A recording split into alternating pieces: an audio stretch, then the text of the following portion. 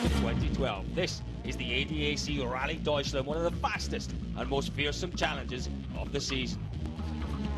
And even the best drivers in the world will be apprehensive of facing Germany's infamous roads. Conditions are so different on every stage. The surface changes all the time. There's a lot of gravel, a lot of cuts, and especially now when the rain comes in.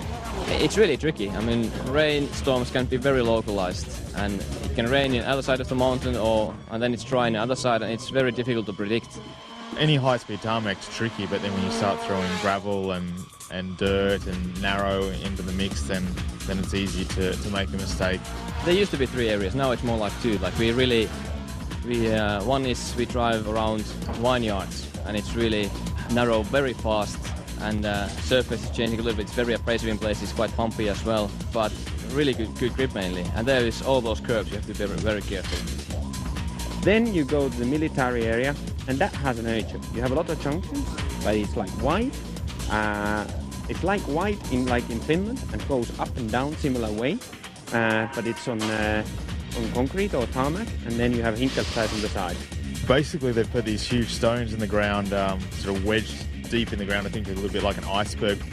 You're going to move away from them quite fast, so they're trying to avoid them, and they're obviously designed to stop tanks going off the road.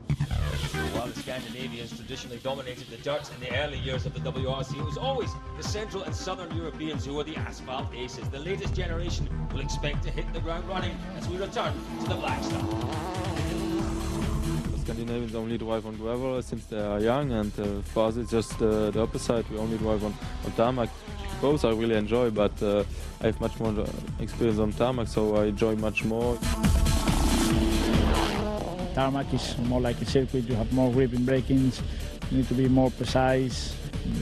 I don't know, it's a completely different sensation. You need to adapt to our style. Yeah, the speed last year was good. In tarmac it was really quick. So this year we expect everybody to be quick also. The big difference is that you can go much quicker because in the corner and brake much later because you have much more grip. So it's a rally where you don't slide. It's not so much, I would say. The precision of the car is really high, so you need to find exactly the turning points. Well, with Sebastian Loeb having won in Germany 8 out of the last 9 years, and his conqueror from last season, Sebastian Ogier, continuing his work with the VW development team, the championship leader will take some beating. I've always been fast on tarmac. Also, when the conditions were difficult, usually I'm quite good. So, but I have no secrets. It's just a question of feeling. But this year the rally is a bit different. All the stages changed. It's in opposite direction or new stages, and with high grass, narrow parts, stones on the side. So, okay, it feels complicated this year. Well, hope perhaps for Loeb's rivals, and they need all they can get. Already holding a 43-point lead, it's looking increasingly like a matter of when and not if the imperious Frenchman will rack up an incredible 9th world title. In the manufacturers' race too, the partnership between Loeb and Hervnen has proved a potent one. Citroën have racked up 4 1-2 finishes in a row and have a 109-point advantage over Ford. Well, things are looking bleak then for the Blue Oval in both championships. But despite their lack of tarmac victory, well, their last tarmac victory coming back in 2004, they've been real signs of improvement on the Fiesta's sealed surface speed recently. Concentrating to make the car like a racing car. Like last year, we were maybe in Germany we were too soft, so the car is more stable now, and that will give you more confidence. And I know that the car it's better to drive over here what it was last year. We see on shakedown now we have been quite fast, but Loeb have been faster than everybody. So we just have to go for a big push and try to stay in front of them. Basically, I think that's the only chance to do. Is it going to be enough? That's a question. Also back for his 3rd rally of the year is Chris Atkinson, who takes over at the Mini Team Portugal from Armando Araujo. It's a fantastic opportunity, obviously, with a great team, Motorsport Italia and Mini. So there's not a lot of drivers that have the experience that I've got and the results I've got. So they've obviously taken that into consideration, and here we are, which is fantastic. Great to be in the Mini and great to be racing here in Germany. Well, Rally Deutschland provides a stunning base in Germany's oldest city, Trier. Nestled amongst the vineyards in the Mosel Valley, the town is bursting at the seams with breathtaking Roman architecture.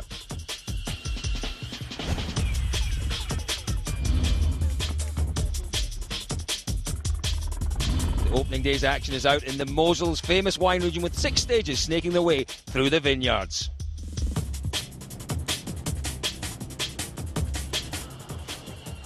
The ceremonial start, as ever, took place in the shadow of Trier's famous Porta Negra, with thousands of fans from every corner of Europe flooding into the city centre to watch Sebastian Loeb start the event he's dominated since its inception in 2002. No qualifying, of course, with this being a tarmac event, no road sweeping to account for, so it's championship leader Loeb who leads the 15 WRC crews away. Well, it's out into the vineyards then for stage 1, and Julian, 25 kilometres of Mittelmosel. First challenge of the morning, and a little bit damp after some heavy overnight rain. That's it, but everyone will be chasing Sebastian Loeb. First on the road, championship leader, dominant in Germany for the past few years, bar last year. And I tell you what, it's when they get into the trees, just a few hundred metres in, that it was a bit damp. And this stage, Jules, it's a new stage, but it's not a new stage. One of last year's stages run in reverse. Well, that's it. That's what the German organisers have done this year. They've moved a lot of stages around, lots of tight hairpins still. Then it goes from narrow roads to big roads. Loeb's teammate, obviously, Mikko Hirvonen, second on the road because of his championship position. Yeah, look at that shot there. Just shows you exactly what these roads are like along the banks of the Mosel River, through the vineyards. Mikko's never been a big fan of this rally, but armed with a Citroen DS3, kind of known as the super tarmac car, can Petter Solberg and his teammate Jari-Matti Latvala, can they do anything about the Citroens? Well, do you know what? They need a good result. They didn't get the result they were looking for in Finland just a few weeks ago. It's going to be tough for the Fords, but a big job ahead for Petter and for Jari-Matti. Well, the Norwegian's the only driver, along with Loeb, to have won a tarmac rally still competing. That's a remarkable fact, Jules. That's why you're the guru. Fact. Where was that then? Tell us. Corsica. He crashed on the shakedown and then won the rally. This man's been dominant virtually ever since. Yeah, do you know, I'd still say that he hasn't actually been beaten here. He didn't win here last year, but he did pick up that big puncture. Hasn't been beaten, I don't think, in Germany. He really is the master. Are you a founder member of his fan club or something? I tell you, he'll love you for that one. But coming to the end of stage 1 here.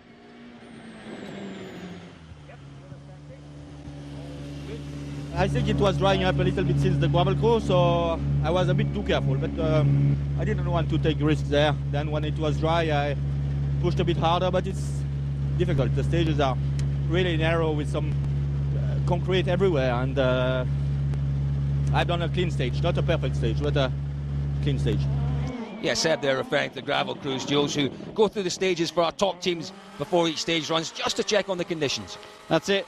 Petter, like Loeb, has gone for a hard compound Michelin on that Ford Fiesta. Obviously the sun's out, even that little bit of damp, they're not too worried about, obviously, the guys at the front of the field. Yeah, you can see just how dry it is there. Not too early in the morning, it's mid-morning here. This first stage went live just before 11 o'clock this morning. That's it. Petter's on his way down towards the finish. Let's see what he can do. 5 seconds off Sebastian Loeb there for Petter. Decent start for Petter. Mads Osberg. Jules, you know, he needs to find a little bit more pace. Good pace on gravel, needs to find a bit of pace on tarmac. Second fastest in the shakedown, though, yesterday. He's been on this event twice.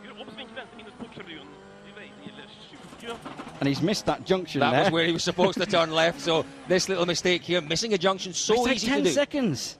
Well, you can see it's losing him 10 seconds. So easy to do here in Germany.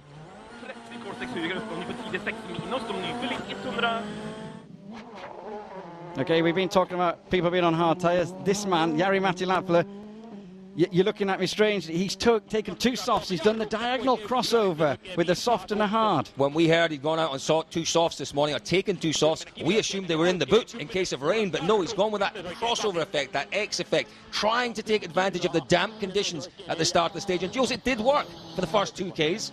Yeah, that's it. Obviously a little bit off the pace in there. You happy with it though or not? Well, I tried something special on this stage. I took 2 soft tires and had 2 hard tires on the car. It was very good in the beginning of the stage in the slippy, but I think the stage was too long and too dry for the at the end, so then I started to lose. But okay, we have 2 hard spares, so we can get the 4 hards on the car now. Evgeny Novikov into the first stage, Jules, with a new co-driver here, a very difficult rally, Finland. Denny Girardi still recovering from a back operation. The new man next to him this weekend. That's it, but it didn't last very long. That's a big impact. That is a very big impact. Rattled along a wall. The car's now crabby, you can tell by the steering wheel, and there's the proof of it. Yeah, Nicolas Clonger next to Evgeny Novikov, but only for a part of the first stage this morning. A few kilometres only. And so much, Jules, expected of this man, Thierry Neuville. We saw him on tarmac in Super 1600 cars, Super 2000 cars. My goodness, he was quick. Can he repeat that kind of pace in the World Rally Car? There's a huge potential of it. There's huge potential, but hopefully for him, he won't try and prove it all in the first couple of kilometres because he has made a few errors, but it was a strong start. Further down the leaderboard, Daniel Oliveira back in action in the Fiesta WRC. Struggling a little bit, though, with pace notes in the first stage. Obviously, first time on Germany, all those junctions.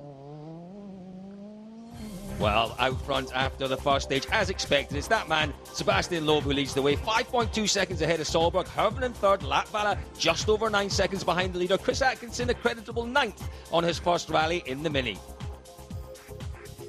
Well, the Deutschland master, he's at it again. Can the chasing back fight back? Well, stay with us for more from the day one action, where someone's hopes are about to go up in smoke.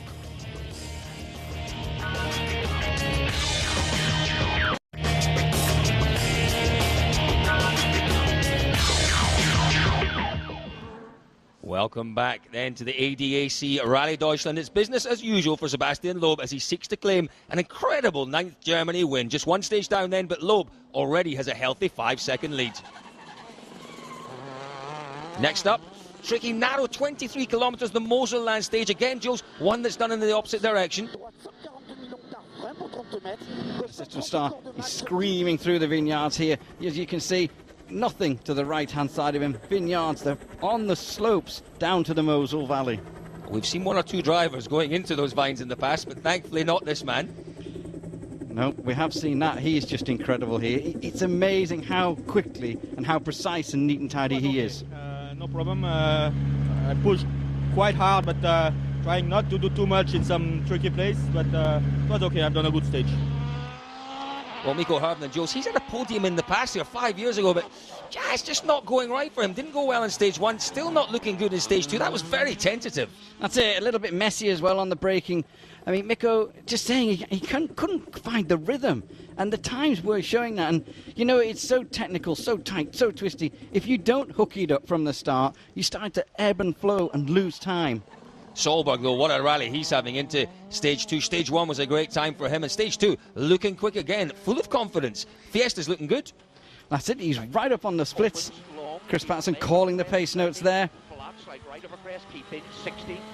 Short 6 left, opens 120. 6 left. He was right up with Loeb for most of the stage. Couldn't quite, though, hold on to it for the entire stage. Seb just eking out a little bit of an advantage towards the end. Big confidence boost, though, these first 2 stages for Peter Solberg. Jari-Matti Latvala. Jules, well, you know, it was a wrong tyre choice in the first stage, but he's gone with 4 hards in stage 2. He'll be hoping to claw some of that time back. He's got to claw some of that time back. Jari-Matti's a very confident driver now on tarmac, and when the car's right, for me, he's not far off being as quick as Loeb. Well, last time we were in Monte Carlo, he was leading before he went off. Well, that's it. And France last year, remember, and Spain. But the car is too soft. It's that we did. I did a mistake with the setup. I think I make too soft car. I was too afraid with the conditions. So I just can't get the confidence with the car. It's just too difficult to drive in the fast places. Well, Jules, we've already talked about this kid. It's Thierry Neuville putting pressure on Mikko Hervinen through the first 2 stages of the morning. So much smoother through that corner than Hervinen was. Confidence. It's all about confidence. He knows what he's want. He gets the car stopped, gets it into the corner, and away. It's near enough, like Loeb, near enough a home rally for this man. Up to 4th after stage 2. What a start to the rally. We did a good stage at the end, I think. I think even we catch some time back to Petter, so not bad. Well, confirmation there. A slight reshuffle at the top 5, while out front, Loeb's lead now 9.6 seconds. Last stage of the morning loop then, 21 kilometres, grass shaft, Jules, and again, it's a stage in reverse. That's it, and again, nobody could do anything about this man. Sebastian Loeb and Daniel Elena, absolutely dominant on the 3 morning stages. Winning all 3 and establishing a healthy lead before the first service break.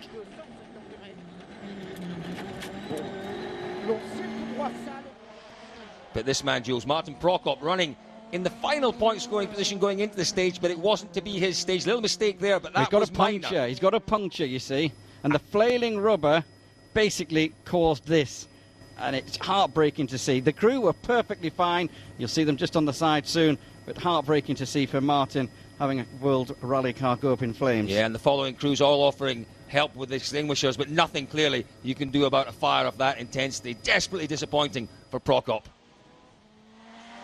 Danny Sordo, though, Jules, having a strong run. We expect quite a bit from him this weekend. He had his first podium in the Mini here last year. Well, that's it. A man who took soft tyres as well on the first stage, like Latvala. But tell you what, he's got himself sorted out. And 5th quickest in stage 3. He storms past Tanak, and he's into 6th.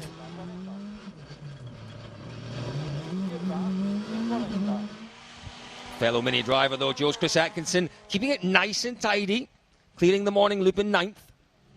Really, I'm not too upset with the times. The one before was a bit slow, but we just got to give the brakes a big bleed, and then I'll be back on track a little bit. We set some really good splits in the first stage, so get back to that speed and we're fine. Well, this is how things stand then after stage 3. Loeb's lead up to 13.1 seconds with Solberg and Latvala still his closest rivals. Thierry Neuville lies just under 7 seconds behind the 2 works forwards, with Hervinen down in 5th at the moment. Into the afternoon loop, Jules. Stage 4, rerun of the first stage of the morning. Mittelmosel completely dry on the second pass. That's it, Jari-Matti Latvala. He's got his mojo back, and through. He was up on the splits, and he went and won the stage. A great afternoon run for Jari-Matti Latvala. Had to change something, stiffened the suspension a little, and it worked for him. He's a bit wide there. He did say he was having to push a lot harder. But, you have to drive like this to try and get near Loeb. The first man to beat Loeb today, or this weekend. Strange afternoon for Latvala. Wins this stage, way off the pace in stage 5. Wins the final stage of the day. Look at the black marks. It's so precise. So many junctions. You can see why so many drivers were missing junctions today. Listen to the pace notes.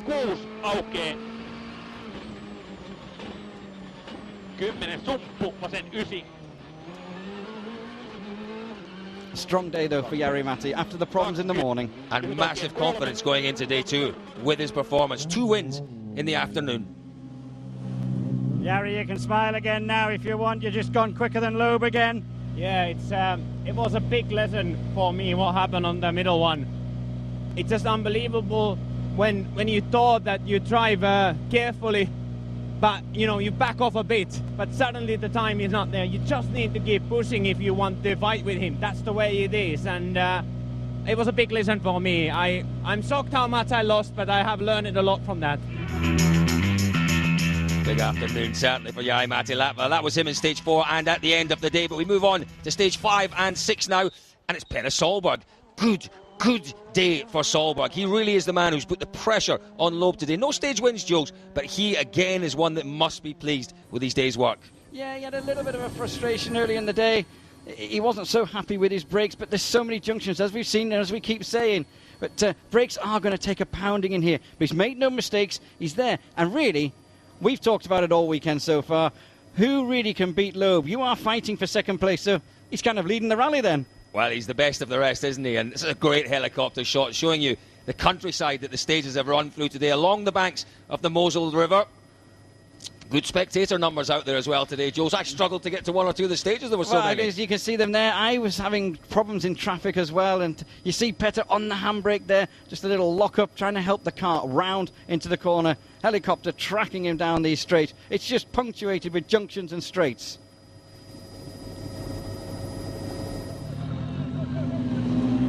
Petter, I believe you've done a 14.2, so only a couple away from Loeb. It's starting to really get on the pace now. Yeah, pace is really good. Car works very well, and I lost just a little bit in the middle, and then tried to get it back again, but it was difficult to gain any more. But I know where it is. I was a little bit chicken over a quest where you can have flat. So, but happy so far, you know, for sure. Yeah, he's got every right to be happy at the end of day one. Petter Solberg, but this is the man that they're all trying to catch. Are they trying to catch Sebastian Loeb? Is there much point, Jules, in trying to catch Sebastian Loeb here in Germany? Another great day for him. 4 stage wins out of 6 today. Yeah, it was a Loeb masterclass, but yes, they have got to keep chasing him, because if he has a puncture like last year, if he runs wide, we've seen Jari have a couple of moments, a couple of junctions missed. It's 10 seconds to turn the car around. They do have to keep pushing to him, and they will keep pushing. Petter Solberg, Jari-Matti Latvala have gone to bed tonight thinking, right, how are we going to try and unsettle the Frenchman? It's going to take some doing. I don't recall seeing him unsettled too many times in the past, but here we go. Let's just ride with him and Daniel Elena here through the vineyards of the Mosel region.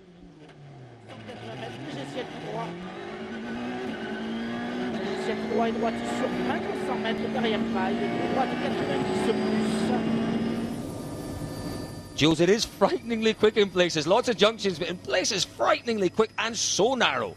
That's it. I mean, but this guy, as you said, 4 stage wins today. Not reported a single problem all day. The car just needed a little wash over tonight, and he's just ready to go again. So you are going to be struggling to catch this guy. He has been supreme. As you say, junction after junction. And that's why you've got to be so precise. Look, it's just constantly turning. Pace notes and accuracy is exactly what you need. Sebastian ended day 1 in Germany, and it's been a pretty dominant day, only beaten once so far. You happy with how it's gone? For sure, I'm happy. We are leading, so that's really good. We started to increase a little bit our lead.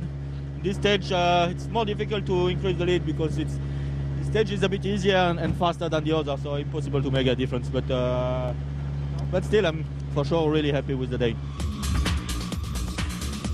So the leaderboard at the end of day 1. Sebastian Loeb leads 20.4 seconds. His lead over Petter Solberg. Jari-Matti Latvala in 3rd place, 29.4 seconds behind Sebastian Loeb.